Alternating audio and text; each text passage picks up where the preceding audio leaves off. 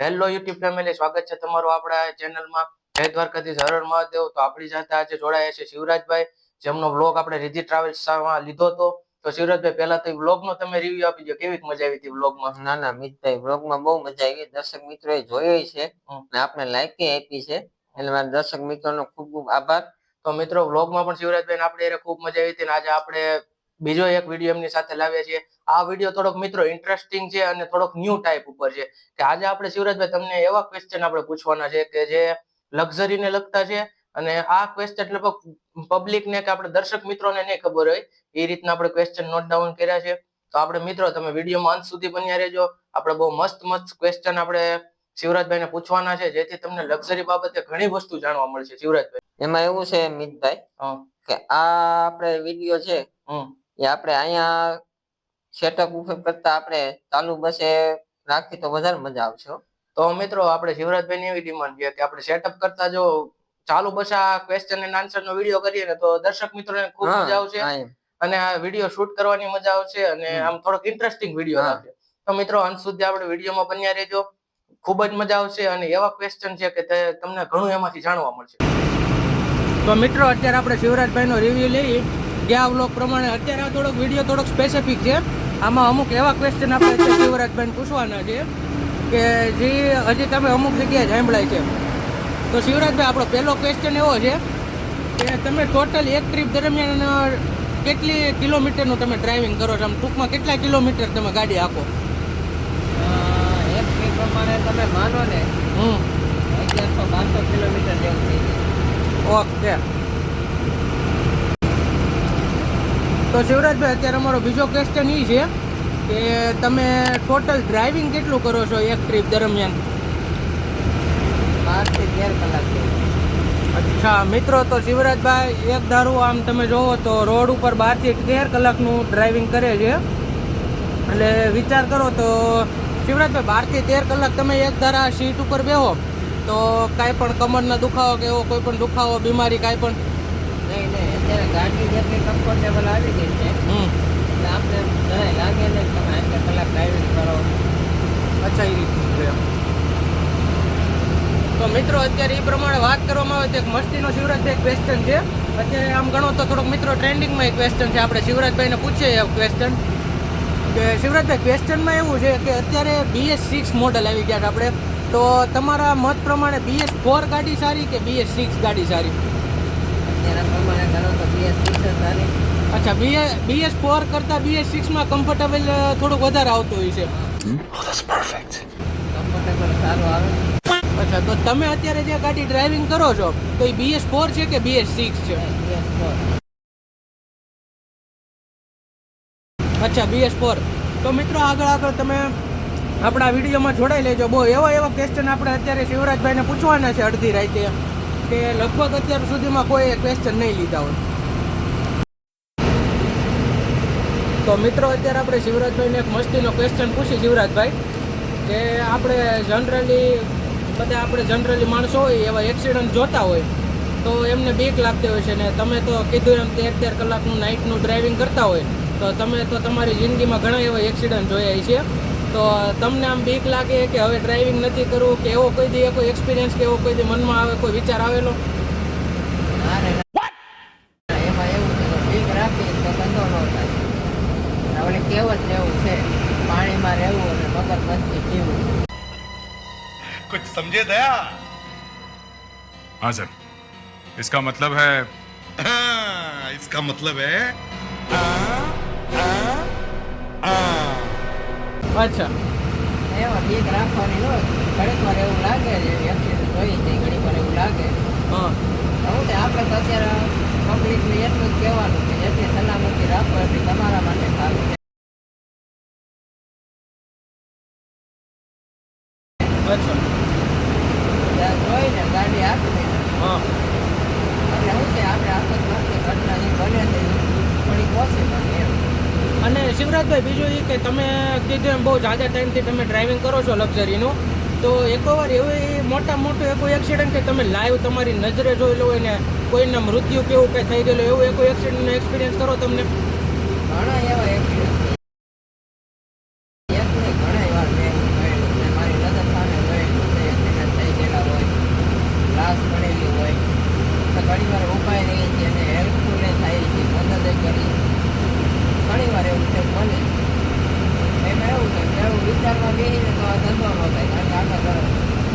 કરવો છે તો શું કરવાનું? વાત પણ તમારી સાચી છે. તો મિત્રો શિવરાજભાઈને આપણે એક બીજો ક્વેશ્ચન એ પૂછવાનો હતો કે શિવરાજભાઈ, આપણા ગેપ ટ્રીપ દરમિયાન દર્શક મિત્રોને તમે જણાવો કે ગાડી કેટલું ડીઝલ પીવે છે અને કેટલું એવરેજ આપે છે, ટોટલ કેટલા લીટર ડીઝલ જોઈએ અને કેટલી ગાડી એવરેજ આપે છે. આપણે શિવરાજભાઈને પૂછીએ. આપણે એક ટ્રીપ દરમિયાન 200 કે 210 ની અંદર ડીઝલ પીવે છે. 210 લીટર. અને ગાડીની એવરેજની વાત કરવામાં આવે તો એવરેજની વાત કરો એટલે મિનિમમ 7 થી 8 ની એવરેજ આપે છે.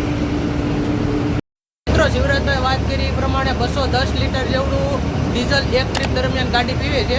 આવા તો આપણે અનેક મિત્રો સવાલ પૂછવાના છે અને તમને એમ લાગતો હોય ને આપણો વિડીયો તમને ગમતો હોય, તમને એમ લાગતું હોય કે આ સવાલ આપણે નથી પૂછ્યો, તો તમે કમેન્ટ બોક્સમાં જણાવો તમારો અવનવો તમારો અભિપ્રાય છે. તમને એવું લાગે કે આ સવાલ પૂછવાની જરૂર છે તો તમે કમેન્ટમાં જણાવો. આપણે તમને નેક્સ્ટ ટાઈમ શિવરાજભાઈને પાછો એ લક્ઝરીને લગતો કે ડ્રાઇવિંગને લગતો સવાલ પૂછ્યું પણ મિત્રો કમેન્ટમાં જણાવી દેજો.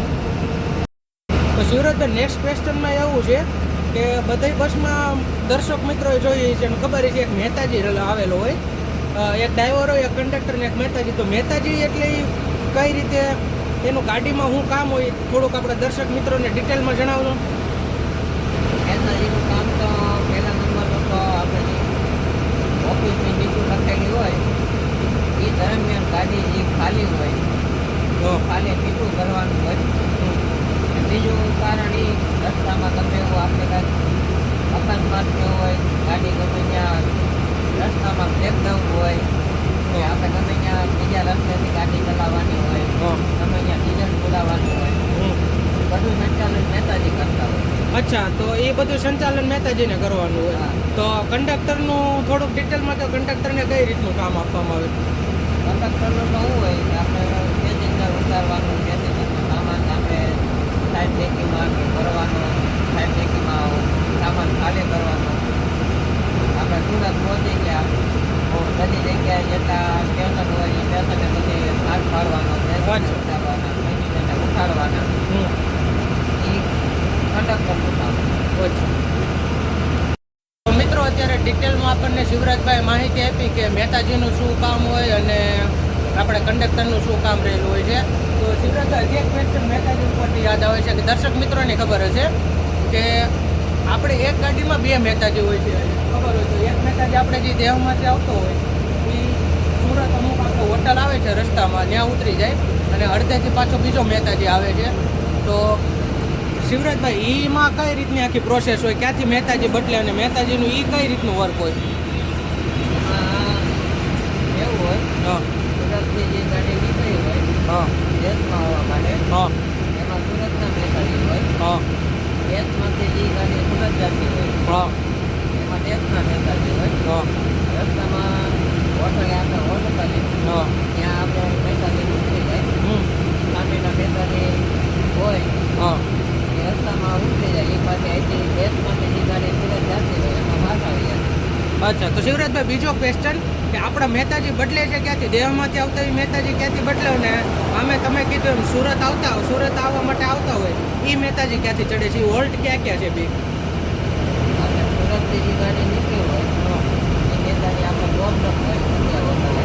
અચ્છા, અને આપણે દેશમાંથી જે મહેતાજી આવે એ આપણે દર્શન કરવા આવે ત્યાં.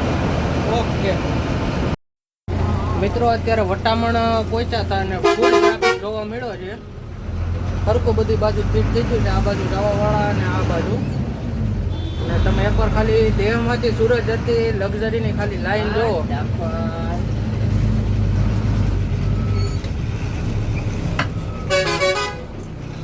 તમે હોય ને આપણે વચમાં શિવરાજભાઈના મિત્ર મળી ગયા હતા, આદેશ ગાડીમાં હાલે છે.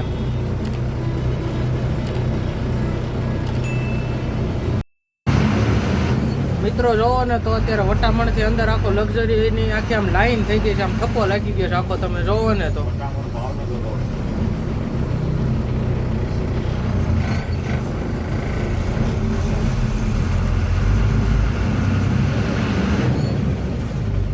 બધી ગુર્જરની ગાડી છે, આગળ ચાંચડની ગાડી છે, ગમે કેટલી ગાડીઓને આમ આગળ જવો ને તો લાઈન થઈ ગઈ છે. અને શિવભાઈ માયાવાળો મોરે મોરો આવે છે.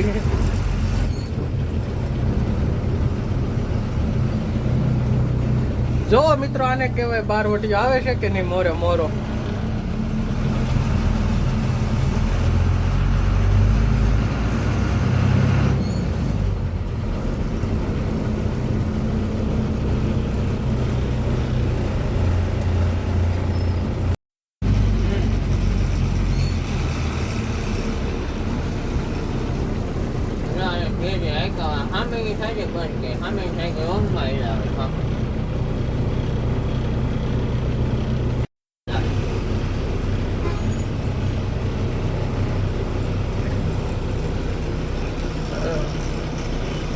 શિવભાઈ, અરે ઓ શિવરાજભાઈ, આ લોકો રોંગ માંથી આવે છે એના માટે તમે શું કહેવા માંગશો?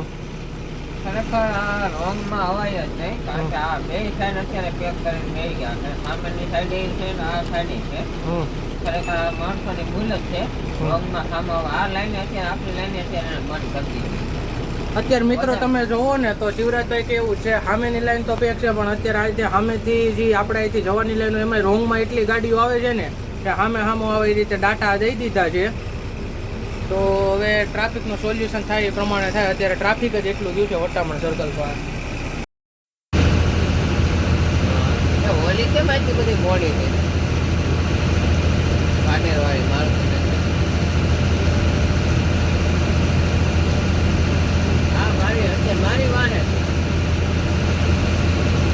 શિવરાજભાઈ, તમારો ખૂબ ખૂબ આભાર કે તમને અમે આટલા બધા ક્વેશ્ચન પૂછ્યા એનો તમે જવાબ આપ્યા.